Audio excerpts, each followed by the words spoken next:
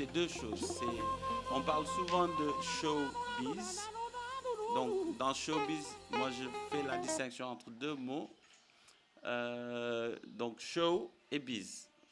Donc, le DMX, c'est plus l'accent sur le biz, le business de la musique, le business du show, et la structuration de ce business via une plateforme de rencontre, un salon de rencontre professionnelle, comme dans les autres secteurs, notamment, enfin, ce qu'on connaît le mieux ici, c'est la FIARA, la foire de l'agriculture. Eh bien, ça, c'est la foire de la musique, pour des rencontres professionnelles, pour que les gens puissent voir et acheter, proposer des choses, acheter, vendre et discuter des thèmes d'actualité du secteur. La troisième édition se tiendra, si Dieu le veut bien, qu'on soit tous en vie, du 3 au 6 février 2022 à Dakar. Donc, notamment à l'Institut français, qui est le principal partenaire du Dakar Music Expo, aussi bien à Doutasek, et on espère cette année enfin faire le grand concert populaire à la place de la Nation.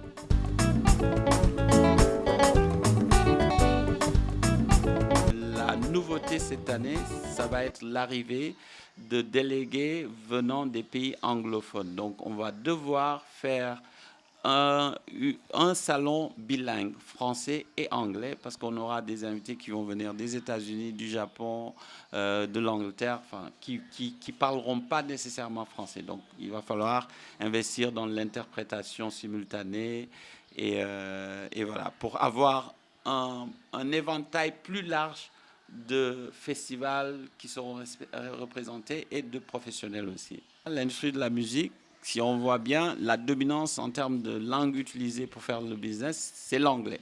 Et donc, si on exclut l'Angleterre et les États-Unis, ou même l'Allemagne, ou même bien que c'est l'allemand, mais bon, le business est fait en anglais, on exclut une très forte part de l'industrie. Donc, tant qu'on n'aura pas une édition bilingue où on a le marché anglophone, je pense qu'on n'est pas encore, on sera encore loin du but. Donc pour moi, c'est important dès cette édition prochaine, la troisième édition, d'avoir la présence des anglophones dans le marché, dans le festival. Alors le parrain éternel, c'est Youssou N'Dour, et la marraine éternelle, c'est Angélique Kidjo. Donc peut-être on aura à partir de l'année prochaine des invités spéciaux. J'irai voir notre grand frère Baaba Maal, enfin tout. J'aimerais bien que chacun participe. J'irai voir Ismaël Lo, j'irai voir Salif Keita, j'irai voir aussi des jeunes. Cette année, je parlais un moment avec Dip Doundou Guiss.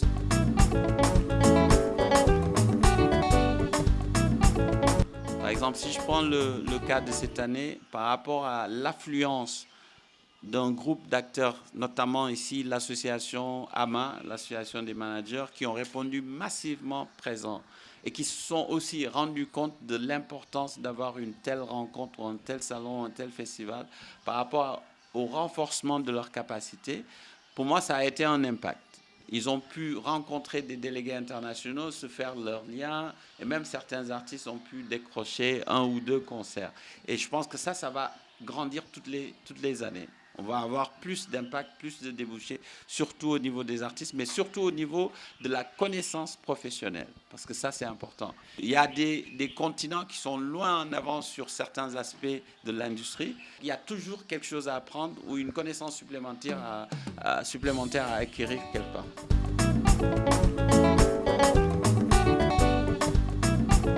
À chacun sa chance. Il y en a qui s'en sortent très bien. Il y en a qui s'en sortent moins bien, mais tout le monde pourrait s'en sortir plutôt bien s'il y avait un meilleur investissement de consommation de la part des Sénégalais et un meilleur investissement ou une meilleure réglementation en termes de rétribution, de reversement des revenus générés via la musique par les opérateurs de téléphonie mobile, par exemple.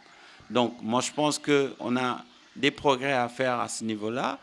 Autant les Sénégalais peuvent augmenter leur niveau de consommation de produits ou de biens culturels, de musique. Il suffit que Zixen arrive à avoir 100 000 abonnés payants, ou MusicBee qu'ils arrivent à avoir 100 000 abonnés payants sur leur plateforme de streaming, qu'on voit tout de suite les retombées de ça au niveau des artistes.